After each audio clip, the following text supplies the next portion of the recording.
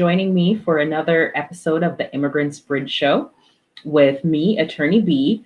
Um, I'm so glad you have signed on today to take the time to learn more about what's going on in the world of immigration.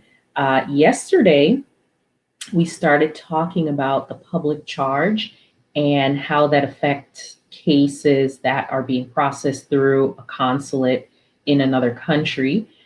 Today, we're going to talk about the public charge as it relates to cases that are being processed here in the United States.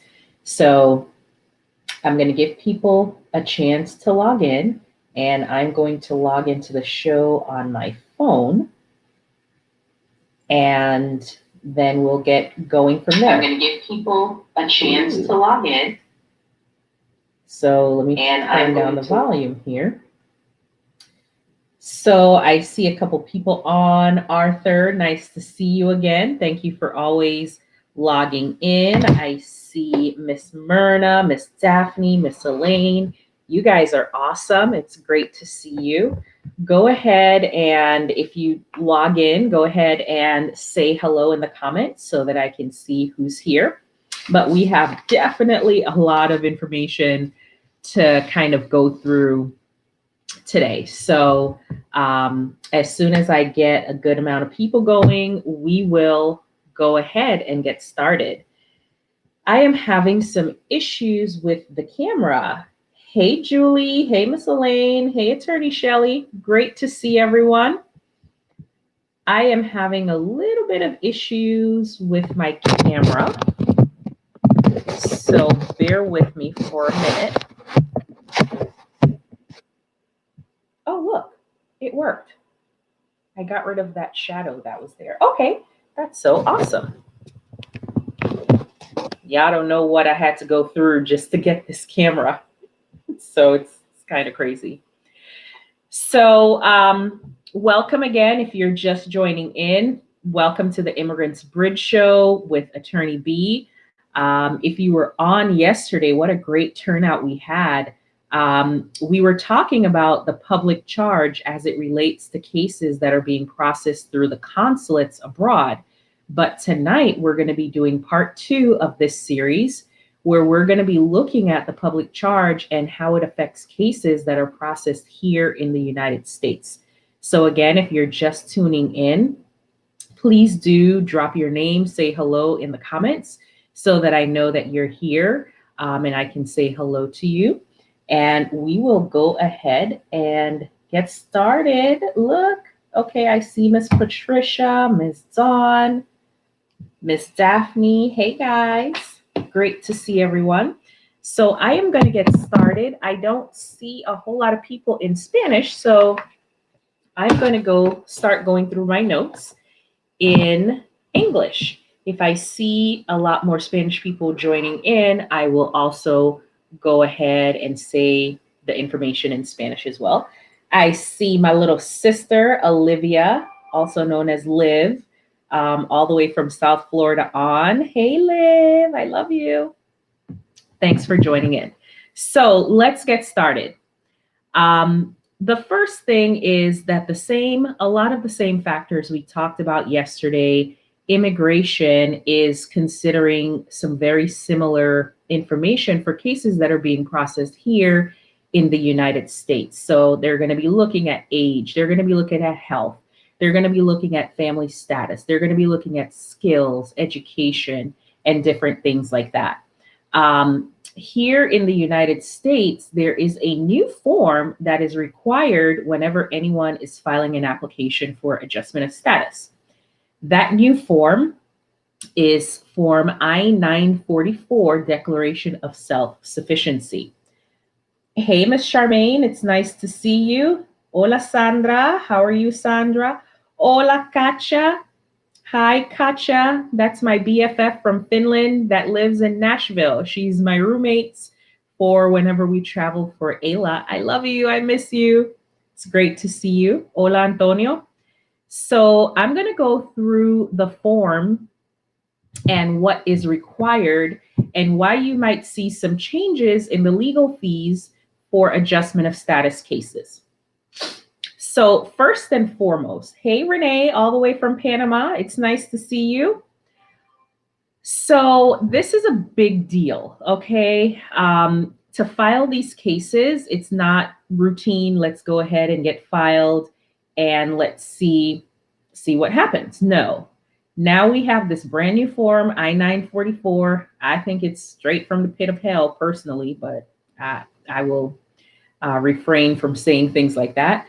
But this new form, it's 18 pages long. The instructions are 16 pages long. So it's a lot of information, not only that we have to fill out on the form, but there's a lot of required documentation that's necessary to be submitted as well. Does anyone need me to speak Spanish? Everybody understanding so far? Okay, so the first part is they're going to be looking at your household. We talked about that yesterday. If you missed episode 11 yesterday, you can always go back and check out more details on that. That's right on our Facebook page, the Bennett Law Center LLC. And speaking of Facebook pages, if you have not already liked our Facebook page, please go ahead and hit like so that you can follow us. Hey, Elsa, how are you? Thank you for stopping by. So household, that includes you, your spouse, your children, whether biological, adopted, or step, and any other person that's listed as a dependent on your tax return, or if you are listed on someone else's tax return. So with your application for adjustment of status now, you will be required to provide IRS transcript for the most recent year for you and your household members whose income is being included. So this is definitely a big deal. Hey, Mercedes, how are you? Hey, Laura. Hey, Miss Pauline. Nice to see you all. Thanks for joining in. We are breaking down this new form that's required for cases here in the United States, the I-944 form, the Declaration of Self-Sufficiency. So immigration is interested to see if you will be able to support yourself when you are here in the United States. So they're looking at your household. Household includes you, your spouse, your children, biological, step, adopted, anybody that's written as a dependent on your tax return. So they're really going in and trying to get information. We would normally provide IRS transcripts or tax returns along with Form I-864. So that's normal, but this is much more detailed requirement. The second thing that they're going to be looking at is your assets. So only assets that can be converted to cash within the next 12 months.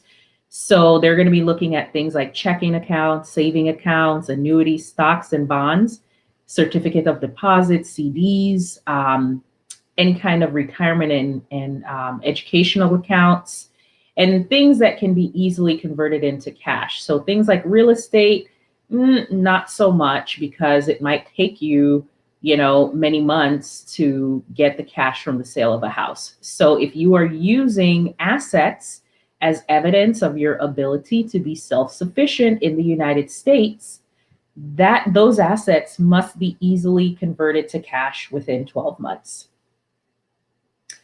Hey, Samson, how are you, sir? It's amazing attorney out in Tampa. Hello, Miss Marina. Hello to my sister-in-law, Cheryl, out in Jamaica. So let's keep going. We're talking about the Declaration of Self-Sufficiency. This is new for cases that are being processed here in the United States. So not only are they going to be looking at your assets and your income as reported to the IRS, they are also going to be looking at your liabilities and your debts. So this is definitely something that is new. And this is highly, highly concerning to us as immigration attorneys and, of course, to our clients. So not only are they looking at what you're making, they're looking at basically what you're paying out. So they want to see your mortgage, your car loans, unpaid child or spousal support. They're looking at unpaid taxes, credit card debts. So some evidence that's going to be required would include statements and documentation from any other persons holding these debts for you. So maybe you don't have a car in your name, but your sister has that car. Well, they're going to need a statement saying that you're the one paying that car note for her. So this is very, very invasive. It's pretty disturbing that to get an immigration benefit, they're going deep, deep down into your personal information. This is highly concerning. And it just requires a whole lot more work for your attorney's offices to put together these packets. So as I said before, you're going to see difference in pricing, and it is simply because of the extra work to put together this information. Like I said at the very beginning, this is a brand new form that is required.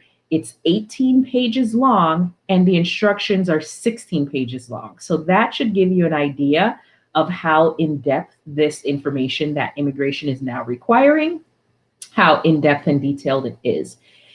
I know that these are some tough times. And so one of the things that you'll see on tomorrow's show is we're going to talk about, money. We are going to talk about the elephant in the room. We're going to talk about how legal fees are created, what goes into the thought process. Is this a good time to start a case? And what are the payment options that different attorney offices can offer? So tomorrow we're going to talk about a big taboo subject that no one wants to talk about, but we're going to talk about money. So if you're interested in learning about the ways that you can finance your immigration case, we're going to tell you that. I might even invite a friend of mine on the show to talk specifically about his program that is specific to immigrants and offering financing for the immigration process. So stay tuned for that. Now, the next thing that they're looking at is credit score and credit reports. Yes, you have heard me correctly. If you are applying for a green card here in the United States, they want to see your credit score and your credit report. So this is so insane to me. They are going to want a credit report from any of the 3 credit agencies. If there's any errors on the report, they will allow you to provide documentation showing that there's errors. But to me, this is crazy. Did you guys hear that? If you're applying for a green card here in the United States through adjustment of status, they are going to want your credit report. This is very invasive and very far-reaching, but this is a part of their new Declaration of Self-Sufficiency. So please be aware of that. They're also looking at health insurance. Do you currently have coverage? So they want a copy of the policy terms, your cards, and that kind of thing. They want to know if you're covered by insurance. And that is definitely a requirement. We have partnered with some amazing companies that's able to offer immigrants health insurance that would help them pass this health insurance test. So before, when you don't have a Social Security card and can't get on a spouse's policy, you could do that after you get your green card and your Social Security, but now they're requiring you to have that ahead of time. So that's kind of concerning. Hey, Liliana, how are you? ¿Cómo está? Hey, Candy, nice to see you. Hey, Diana, it's great to see you. Thank you for tuning in today. So health insurance is definitely a big factor that they are considering now. They're going to be looking at public benefits, the receipt of public benefits. Again, if you joined in yesterday, you will see an extensive discussion about public benefits, what's applicable, what's not, and so forth. But in a snap, they're looking to see whether you have collected any cash benefits from federal or local governments. They're looking to see if you've received Non-emergency Medicaid, they're looking to see whether you've received food stamps, and they're looking to see whether you have received public housing such as Section 8. So there are definitely exceptions to those. So for example, if you got Medicaid, emergency Medicaid when you were having a baby, that doesn't count against you, as well as for minor children. So that's definitely something to consider. The rules are very specific. They're looking forward. So anyone getting these benefits after February 23rd, 2020, those will be taken into consideration. They are not to hold it against you if you, as the petitioner or applicant, did not receive the public benefits, or, they're not supposed to hold it against you if people in your household have. But remember, one of the first things they're looking at is your household and who's comprised in your household. So they will definitely take that into consideration. I do have one question here. Hello, Ashley. It's nice to see you. Lorena, nice to see you. Shaughnessy, how you doing? Say hi to your family for me. This is a great question. Thank you, Candy. The credit report is on who? The petitioner. The credit report is on the applicant. So this is the applicant for adjustment of status. So the immigrant. Yeah. So it's not the petitioner, it's the applicant that they are looking for. They're also looking for bankruptcy. If you've ever filed bankruptcy, they do want evidence of that information as well. Is there anyone on here that would like for me to translate in Spanish? I didn't see a whole lot of my Spanish clients on tonight, so I've been doing it in English, but please drop me a line and let me know if you would like for me to say some of this information in Spanish. ¿Alguien quiere que yo hable en español también? Dígame en los comentarios, ¿ok? Another thing this form asks for is your education and skills. Again, this closely mirrors what we talked about yesterday with the Department of State, the cases that are processed in the consulates outside of the United States. But this is very similar. So they are looking for your education and skills. Did you graduate from high school? Do you have a GED? Anything. They're going to be looking for your high school diploma, GED, college transcripts, anything, professional certificates, anything to prove that you have had some level of education and skills. Because again, this whole thing is to look to see whether you will be self-sufficient here in the United States. So they're thinking, hey, if this guy or girl has some skills, they will be able to be sufficient in the United States and not receive any public benefits. Hello, Ezekiel. How are you? How's Miss Natalie? It's nice to see you. The other thing they're looking for, occupational skills. So do you have any training, any licenses for specific occupations? Like, do you have your electrical license? Are you an AC, HVAC person? Anything that can help in terms of occupational skills, something vocational, those would go as positive factors. So of course, they would require proof of those types of licenses. I do see a few questions. One question here, and if you have questions, please let me know. Si tiene preguntas, dígame en los comentarios. My husband had emergency surgery and received help to cover the cost back in 2005. Would that affect his case now? It would depend. So, well, you said it was emergency surgery. And remember, anything that you received emergency Medicaid for would not be held against you. They're looking for people that are receiving these benefits for 12 months or more. So la pregunta es si mi esposo ha recibido ayuda por Medicaid por una emergencia, un cirugía, si eso va a cuenta contra él ahora. Y mi respuesta es que no va a afectar mucho porque hay excepciones si hay una emergencia Entonces, eso no va a afectar el caso. También recuerda que ellos están mirando beneficios que está recibiendo por más de 10 meses. ¿Ok? So, emergencias no debe cuenta contra ustedes. I do have a few more questions here. Hey, Neil, it's nice to see you. Hey, Jenny, it's nice to see you. Jenny, I know that you sent me a question like maybe even a year or months and months ago. Can you resend that to me? I did not ignore you, but my inbox gets buried sometimes. So please, please, please resend me your question.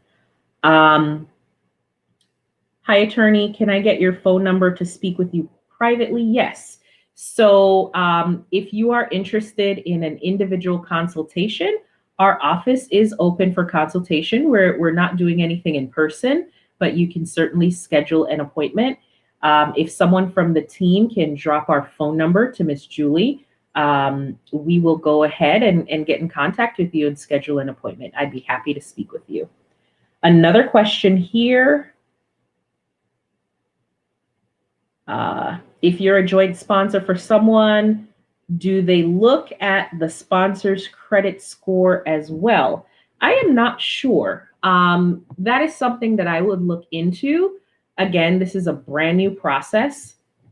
So I don't have the answer for that right now, but I will look into it and get back to you with an answer on here. Thank you for that question. Hey, Miss Carol, thank you for joining in. It's great to see you. Miss Carol is awesome. She feeds me every Friday, uh, and her food is delicious. Yay, yummy, yummy. Okay, so let's get back into this. What else are they looking for on this form of self sufficiency? They're looking at your English and other language skills. So they're looking for certifications or courses in English and other language in addition to English. So if you've taken any kind of literacy classes or are currently taking classes, proof of that is very important. So if you can sign up for an ESOL class, if you have someone that is being filed for here in the United States, it would be a great thing for them to start looking into now because they are looking at language skills and abilities. Hola, Miss Andrea, ¿cómo está? It's nice to see you. So, otra cosa que ellos están mirando, si habla inglés o otros lenguajes en adición a inglés. So, si es posible para tomar un clase de inglés o algo, tiene una certificación o algo, usted puede usar eso en esa forma porque es un requisito que dar a ellos prueba que tiene clases o tiene una certificación de clases de inglés. So, también eso puede ayudar con su solicitud. Another thing that they're looking at is retirement. So if you've officially retired and you're receiving benefits such as a pension, Social Security, or a 401k, they are looking at that. So don't feel like if you're an older adult and you are filing for someone else, that and you don't have an active income, they do look at retirement income. Also, if you're an older person that is being petitioned for and you are not going to work in the United States because you have retired in your home country, if you are receiving a pension or any other benefits from your country, they will consider that as proof of your self-sufficiency as well. So, también ellos están mirando si usted tiene beneficios de jubilación. So, eso es un beneficio a personas que está jubilado. So, por ejemplo, si un inmigrante está aquí y está retirado o jubilado en su país y tiene un caso aquí en los Estados Unidos, entonces si tiene prueba que tiene dinero de su jubilación en su país, eso es un beneficio a ustedes también. So, esa forma, this new form, it looks at a variety of factors, pero it looks at a lot of factors. But the big thing to remember is that this is something brand new. It just started at the end of February. And as of course, you know that COVID-19 hit. So we haven't really seen results of how this new form is being taken with immigration, if they're going to be sending requests for evidence. We don't know yet because it's just something so brand new. But I did want to give you information so that you have some understanding of what this new change means for cases here in the United States. Hola Jorge. So lo que estoy diciendo es que eso es mucho información. Y recuerda que eso es específica a casos aquí en los Estados Unidos. Ayer hablamos de casos que está procesando por el consular afuera del país. So, si usted no ha visto la programa ayer, eso tiene más información también. So, hoy es parte número 2. Hay mucha información, es algo nuevo, no tenemos mucha información a cómo inmigración está procesando los casos porque solamente ha comenzado el fin de febrero y después inmediatamente tenemos COVID-19, el virus. So no tengo mucha evidencia a cómo en realidad ellos están procesando los casos. Pero yo simplemente quería dar alguna información so ustedes tienen una idea de lo que está pasando con el public charge, el cargo público aquí en los Estados Unidos.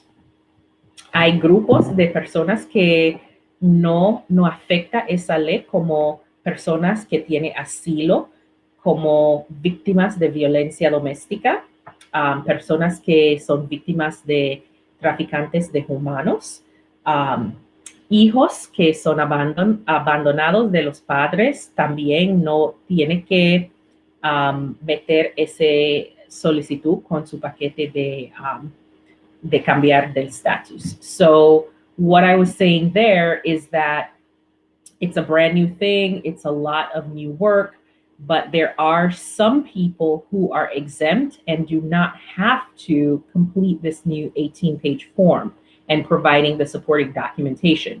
So those people are refugees, asylees, people that are victims of domestic violence, people that are victims of crimes, victims of human trafficking, and SIJS clients, which are special immigrant juvenile status. So there still are some people, the humanitarian type of cases, that are not required to complete this new form. But for the most part, people here in the United States, this is a brand new reality. I find this information to be extremely invasive. I think it's just way too much to require of people applying for adjustment of status. That's my personal opinion, but it's quite a lot of information to provide to the government. So that's kind of what I have for you all tonight. Does anyone have any questions, whether it's relating to the public charge, the information that you've just learned, or any other immigration questions? Hi, Jose. Nice to see you. Jennifer, good to see you. Miss Rona, Melissa, and Artemio, great to see you guys. Does anyone have any questions for me regarding el cargo público? ¿Tiene algunas preguntas por mí? O otras preguntas de inmigración? Okay, I have a question here.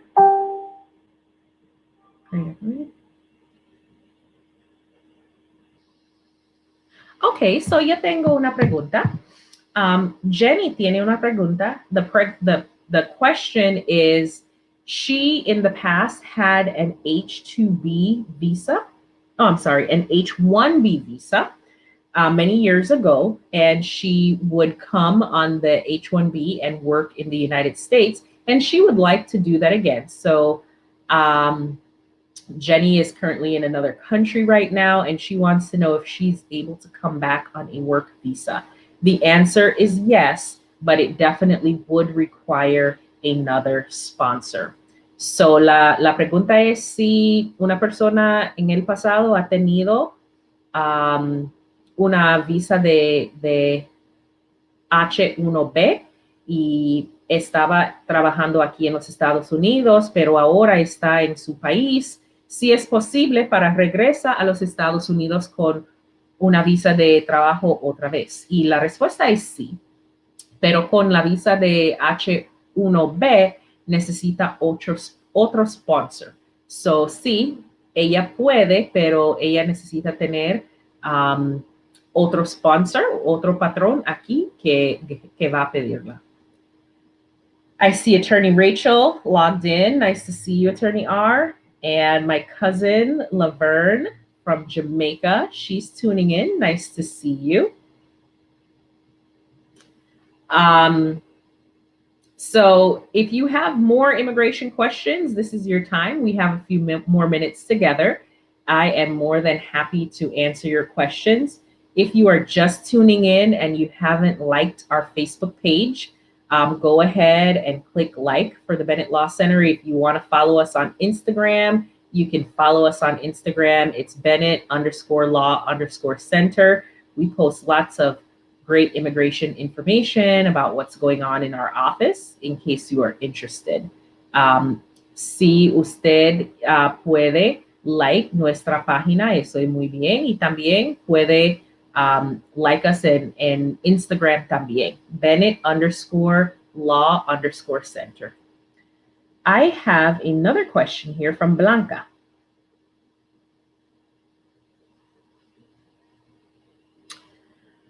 Okay, this is a big question. If you are already in the process of filing for your immigration papers on behalf of a spouse, but then you become a victim of domestic violence, can that help the immigration process be faster? Okay, so, first of all, if you are the victim of domestic violence, my concern is not how much faster your process is. My concern is, are you safe?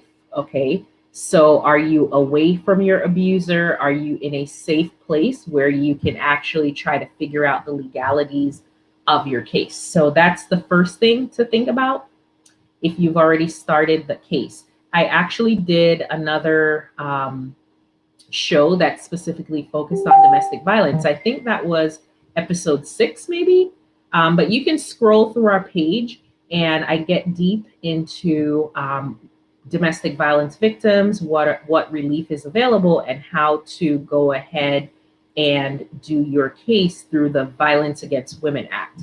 So right now, it's with everyone being home, I am not surprised to hear that there is an increase in domestic violence cases. So of course, the first consideration is for your safety, making sure that you are in a safe place and that you are being supported by whatever services you need and that you are away from the aggressor. And then secondly, we are available to help you do a VAWA case. So it's not necessarily that the case is faster, but under certain circumstances, you might qualify to adjust your status here in the United States.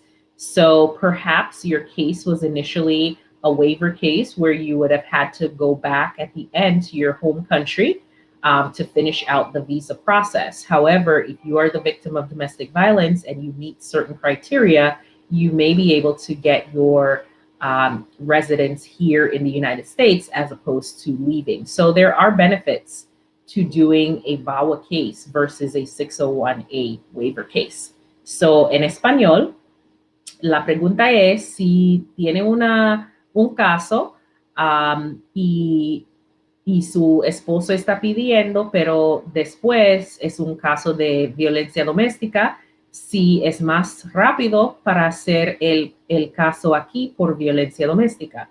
So, lo que estoy diciendo es que no quiere focar inmediatamente si el caso está más rápido. Es más importante que la persona que es la víctima es seguro, está aparte o separado de la persona, tiene, está seguro, hay un orden de restricción, qué protección tiene sobre su vida. Eso es el más importante. Después, sí, podemos hablar poquito de si hay beneficios a tener un caso de violencia doméstica. So, yo tenía otro programa, pienso que fue número 6, está en la página, que específicamente dedicado a casos de violencia doméstica, porque en ese tiempo con el virus, cuando todo está en casa, imagino que los casos de violencia doméstica es más alta. So, yo quiero que la gente cuidar mucho. Todavía hay servicios, la policía está trabajando. Si necesita ayuda, por favor, llama a la policía. Um, el beneficio de un caso de violencia doméstica es posible que puede arreglar aquí en los Estados Unidos. Definitivamente cada caso es diferente. Yo tengo que chequear toda la historia para verificar si la persona cualifica por cambiar el estatus aquí en los Estados Unidos. Pero casos de violencia doméstica es poquito más fácil, poquito más rápido um, para completar aquí en los Estados Unidos. Okay. Hey, Stephanie. How are you? Hey, Miss Oralia. Hey, Miss Esme. It's nice to see you all. Thank you for tuning in. Do we have any other questions? So we just talked about domestic violence and how does that affect the case. I do have a separate show on that. I'm almost sure it's episode 7. So definitely check that one out. That is all about domestic violence victims. Person. I have let's see if I had any other questions. Gil Takuba, nice to see you, Gil. It's great to see you. Hola, Gil. Hay una pregunta aquí preguntando si la persona está fuera del país, pero la persona que está pidiendo tenía Medicaid de high school, si afecta el inmigrante. Recuerda, la ley comienza en febrero. Ellos están mirando casos que tiene Medicaid, non-emergency Medicaid, desde 24 de febrero de ese año por un periodo de un año o más entre los próximos 3 años. Si la persona tenía Medicaid en high school, yo no pienso que eso va a afectar el caso. Someone was asking if they're filing for someone that is overseas and the petitioner had Medicaid when they were in high school, if that would affect the current case. So I was just reminding the person that the new law took effect February 24th. So they're looking prospectively, meaning looking forward to see whether the person had non-emergency Medicaid for a period of 12 months or more in the next 3 years. So the fact that the person had Medicaid in high school, I'm assuming that this person is an adult now, that should not affect the current filing.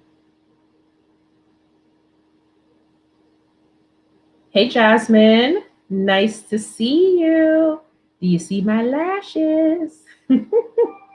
Jose Escobar is watching. Nice to see you. Hey, Attorney Jimmy, nice to see you.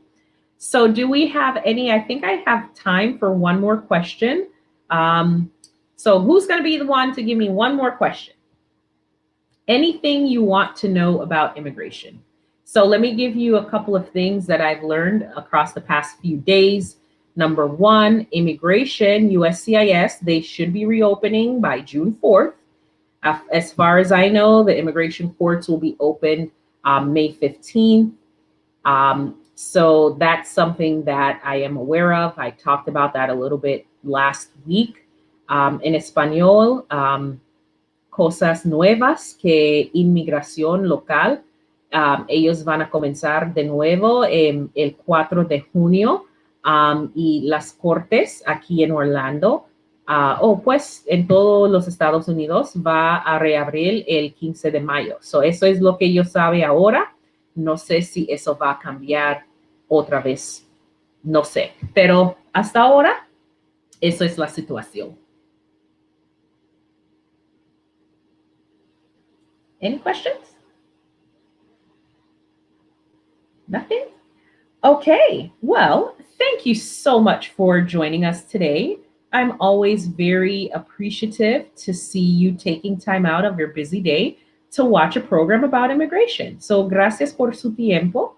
Agradezco mucho que ustedes están tomando tiempo afuera de su día para escuchar noticias de inmigración. Es un placer para servirte y espero que nos vemos mañana.